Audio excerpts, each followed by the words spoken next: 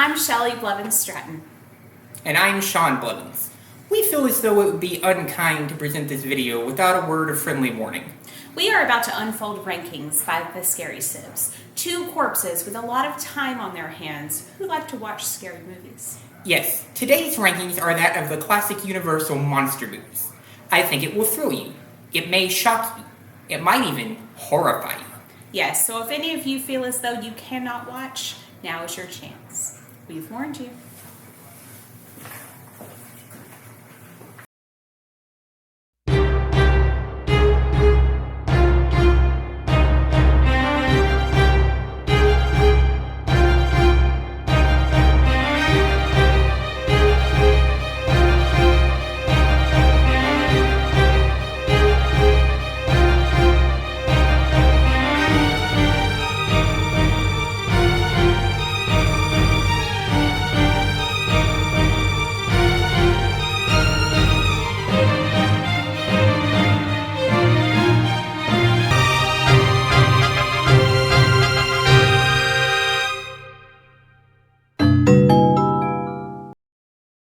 Hello mortals, and welcome to Scary Sibs.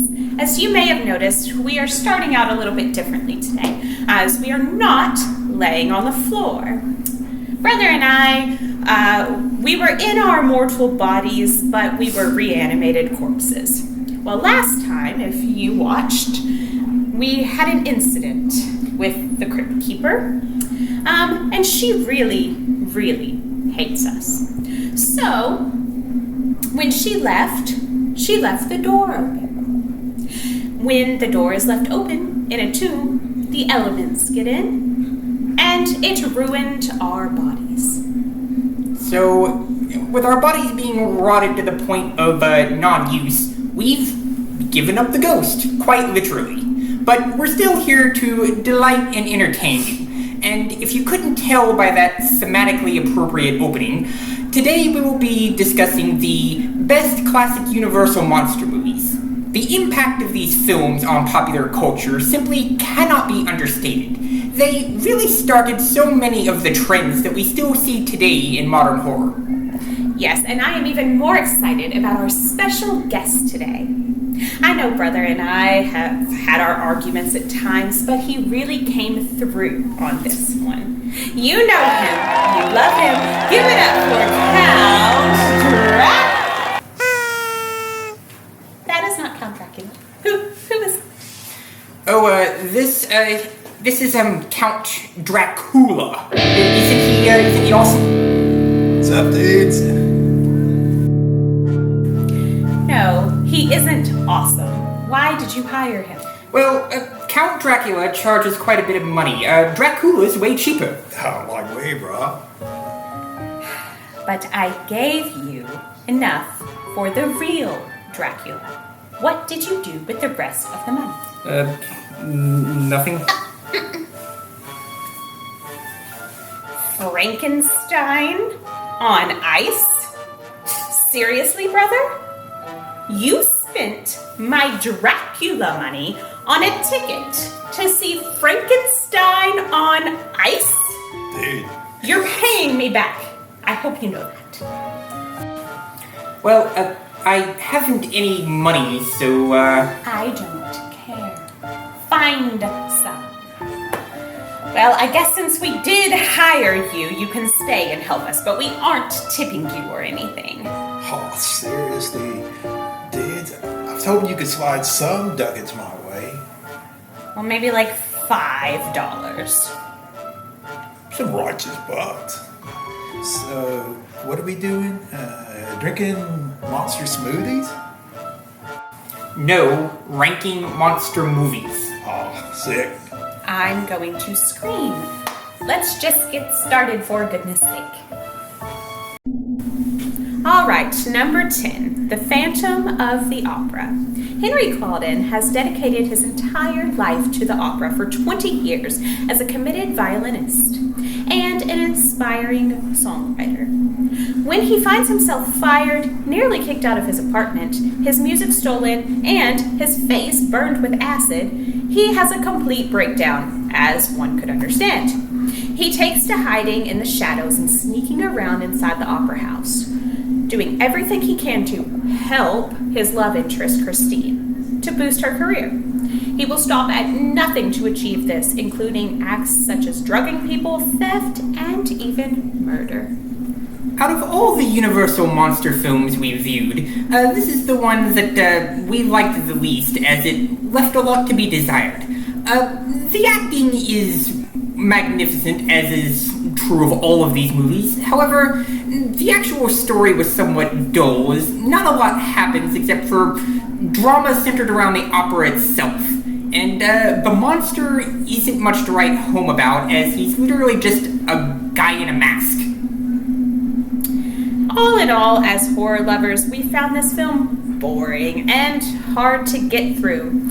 It is likely a great film if it appealed to the right audience. We are just not that audience.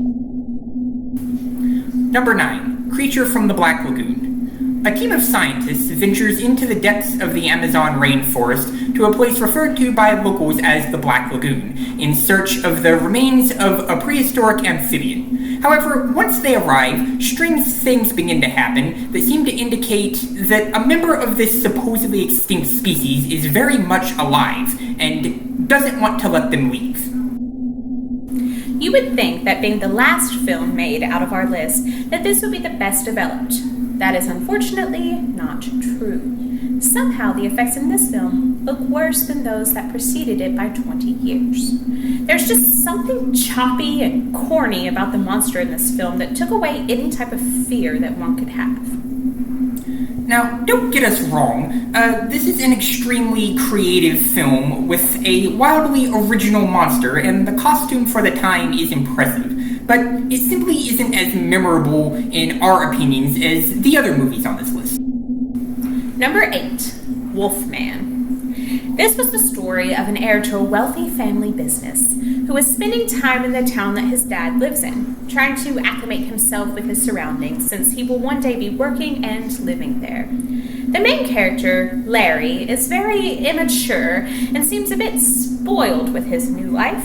We see him somewhat creepily spying on a girl in town using a telescope. He then goes into her shop and tries to hit on her, and the whole thing is a bit gross in my opinion. Yeah, the dude's got no game with the ladies, let me tell you. Yeah, exactly. Yes, as Sister was trying to say before that rude interruption, after a copious amount of ungentlemanly flirting, Larry manages to finally get a date with the object of his affection, only to be attacked by what he assumes is a normal wolf. He soon learns the horrible truth that he was attacked by something far worse, and it has afflicted him with a horrible curse. Oh, words curse. Dudes in public don't even know it. Silence you. This movie has an intriguing premise, and I do like how we see Larry mature and try to figure himself out. But there were some plot holes and some character flaws that made it hard to fully enjoy this film. And later, we will discuss one that I think simply did the whole werewolf thing better. Werewolves are lame anyway. Have you even met a werewolf? Yeah, I'm a vampire dude. I hope that ticket was worth it. This was supposed to be Dracula.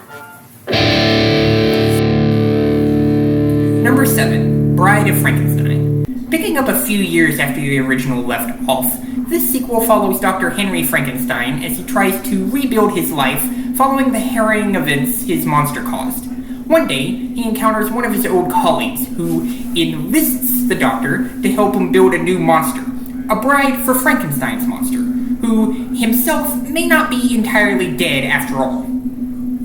This film has a lot of positives, including a more developed monster, a more sympathetic doctor, and some charm that may have been missing from the first film. However, I was not overly impressed with certain elements of this film. The original Frankenstein had such a great story, and this one felt patchy, and the pacing felt off.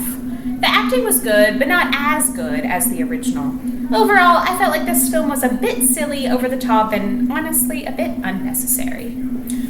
Fun fact though, for as iconic a character as she's become, this is the only time the bride ever appears in any of the classic monster movies. Just thought that was fascinating. That is a fun fact. Huh. Yes, indeed. Number 6, The Invisible Man. This movie follows the story of a deranged scientist who has figured out how to turn himself invisible. He is not the kind of person you would want to have that ability, as he has very villainous intentions. We watch as he torments a village and tries to get another scientist to help him flesh out his sinister plot. This movie has very impressive special effects. In an era before CGI, some of the shots they're able to get with the villain's invisibility are remarkable. Sadly, I wish I could say the same for the acting. The Invisible Man himself is way too hammy and almost comes off like a Saturday morning cartoon villain. And let's not get started on the innkeeper's wife, who screams every chance she gets. This film is campy, over the top, and silly, but it is still an enjoyable view with impressive effects and a lot of originality. I found the whole thing rather transparent. I did pay for him.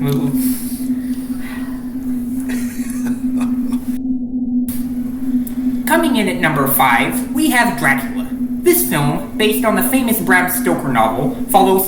I got this one, dude. So, here we go. So, like, my main man, Drac, he's like, let's go to England, bro. So, they go to England, and then he meets this chick, Mina. Oh, yeah, Mina. Anyway, he meets this chick, Mina, right? But check it out. She's already got a dude, John, right? And then there's this other dude, Van Helsing, okay? And he hates us. He hates all vampires, you know. Dude's got a problem with it. But anyway, Drac turns into a bat, and all this stuff is going on. Oh, man, it's great. Yeah, so anyways, the acting in this film is spectacular and the storyline is intriguing and captivating. So many elements of this film still hold up and make it entertaining to watch close to 100 years later. This film is a classic in every sense of the word, giving us the very image of a vampire that is stuck in popular culture ever since, thanks to Bela Lugosi's iconic performance as the Count. It is a true landmark of classic horror. Number 4, The Mummy. This story follows an archaeologist team who accidentally let an ancient mummy with an agenda come to life. The mummy, who disguises himself as a human, has powers in which he can use to control and convince people to do things at his will. He sees a woman who strikes a resemblance to his love from ancient Egyptian times. This woman is put through the ringer as she is battling a fight inside herself between two very different personalities that live inside her. In its core, this is a love story with a supernatural twist. This is a very atmospheric film, owing to the always fascinating Egyptian setting, and Boris Karloff as the mummy giving 110% of course. The rest of the cast is also up to snuff as well, with the leading heroine especially being more three-dimensional than a lot of other leading ladies of the time. The only thing I'll say about this movie is that I wish we saw more of the mummy as an actual mummy before he regenerated fully to human, as that would have earned it a few more points in the scare department. Yes, but this did not take away too much from the film, as it is still a great movie. Number 3, Son of Frankenstein. This third entry in the Frankenstein series focuses on Baron Wolf von Frankenstein, son of the original Doctor, returning to his father's home after his passing with his family. However, he's met with a lukewarm welcome from the villagers, who all remember the carnage the monster caused. Also complicating things is Dr. Frankenstein's deformed assistant Igor, who is hiding a dark secret that may bring old wounds to light. This film was a good way to wrap up the series, as The Bride of Frankenstein kind of left things open. There were some slow moments, but the acting was flawless and the story made sense for the progression of the characters.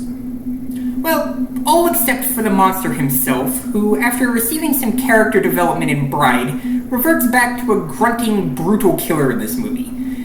That's really my only criticism, as otherwise this is an extremely well-told and satisfying entry in the Frankenstein series. Number 2, Werewolf of London. This film begins with a group of scientists in Tibet looking for a rare flower.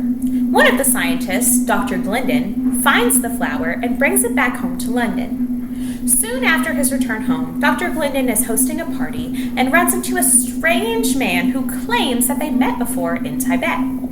This is only the beginning of a very strange downward spiral for Dr. Glendon as he is battling himself, an unknown force, time, and more. Oh, and I like how at the ending...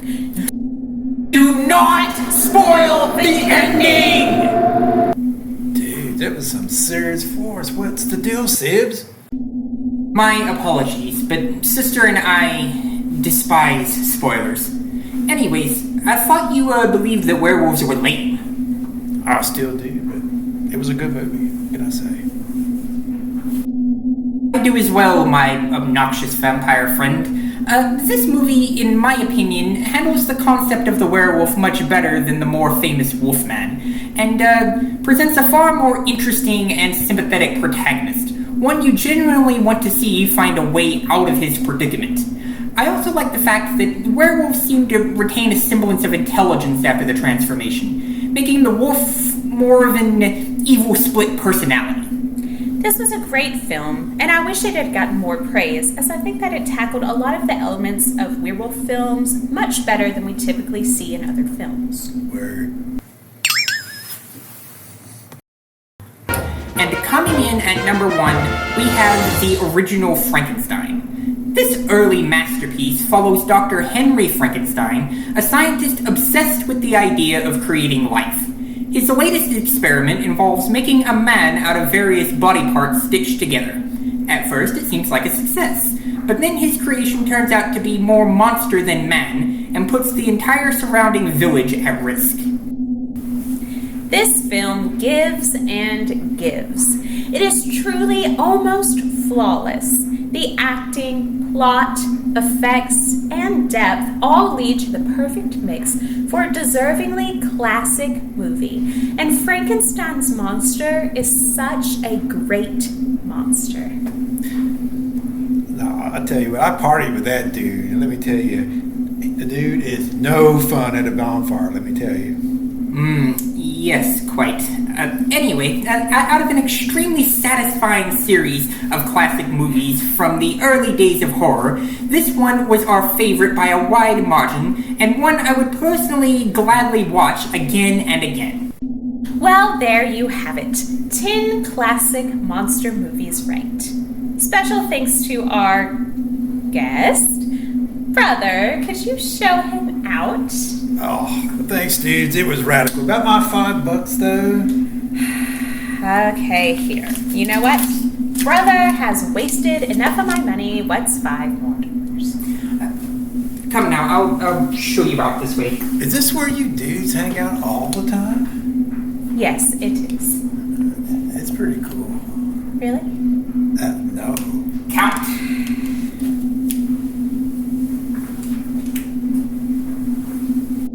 So, do you agree or disagree with any of our picks? Are there any other classic horror movies that you would like for us to discuss? Please let us know in the comments. Until next time, I am Scary Brew. And I am Scary Sibs, and we are The Scary Sibs. Oh, by the way, sister, I should let you know, on my way out, I came into some money, so I can pay you back now. Really? Where did you find money?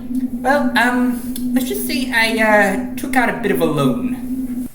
By Dublin, who the hell took me gold?